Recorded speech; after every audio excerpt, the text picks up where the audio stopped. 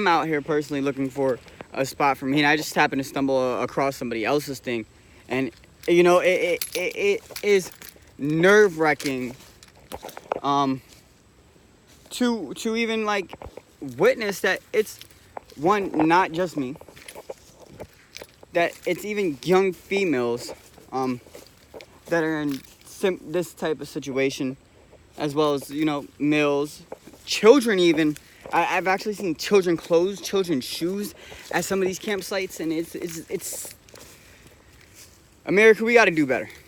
We have to take care of our families, our friends, our young children. Our mothers and fathers need to band together to put aside differences and able to alleviate these type of problems in the community. And what's crazy is today I was actually thinking about like Harry Potter, and I was walking in. I saw the number 9. I was like, let me walk down like another almost another mile. Almost at the end where it comes back at 9 3/4 is where this fucking campsite is. That is crazy. I don't know what made me actually think about that today and what made me want to come to this area. Other than that, like I was just walking, I saw the number 9, the railroad tracks, and I was like, yo, 9 3/4, like Harry Potter, and this huge, crazy big campsites here. It's empty, of course, during the daytime, but I really, really do see there's such a huge problem in America, and the really crazy part about everything is right now, no, I'm not on drugs. I start a job tomorrow at 7 a.m. Yes, I was cast away by my family. Yes, my family accused me of being on drugs. Yes, at some point in my life, I have used drugs. I have done recreational things. What I won't do is I won't steal. I won't commit fraud. Actually, a lot of the problems I'm in right now is because of me exposing fraud within our country, our jobs, and things of that sort. And like, you know, I'm definitely not a drug addict. I still have all my teeth. I shower every day. I cares presentable. It's just sometimes you're different than your family, or sometimes you weren't raised around them, and they never learned to love you, or they never did. And I think that was the case with me. And I was one of those few kids that should have never left foster care, that should have accepted college, but I wanted to come back. I wanted to give my mom, my father, and everybody a second chance as an adult.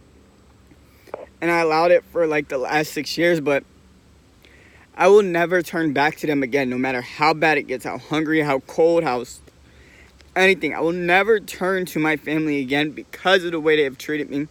There have been times where my mother's put me out for no reason other than she was just upset.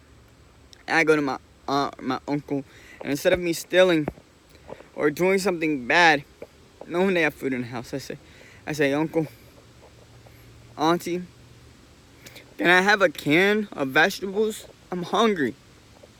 And they make a big deal. It's a can of vegetables. And it's not like I'm asking a lot, or even to stay inside. Or one time I put a bike in the back, and I asked them, I say, can I keep it there? It's my bike. I bought it.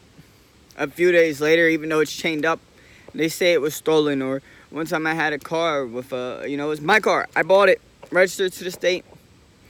But because it needed work and it needed an inspection, no, I cannot park it near their house. So I had to leave it somewhere that was illegal. You know, it's been difficult, and I'm really not trying to break any laws. Like today I went to go attempt to buy chili from a 7-Eleven. It says free chili, right? But you gotta pay for the cup. They don't tell you that. But it says free. It doesn't say with the purchase of such item.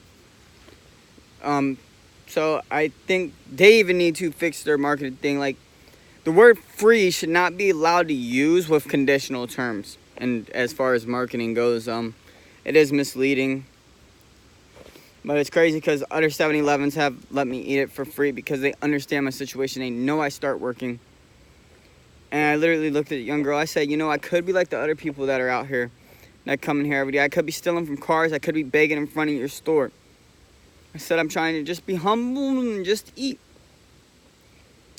some free chili. And it was a big deal. Unfortunately, all the food banks are closed today.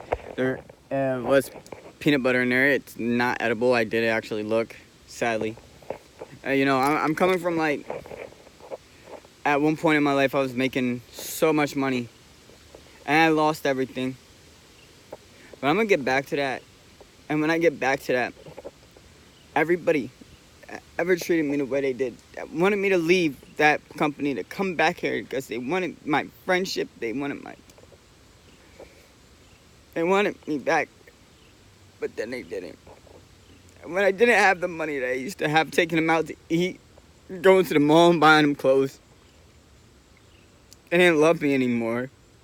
But they never loved me, they loved the money. And then my friends that, when I had my car, I always wanted to ride around and go to the beach and do fun stuff. Now I don't have my car. I don't have them no more.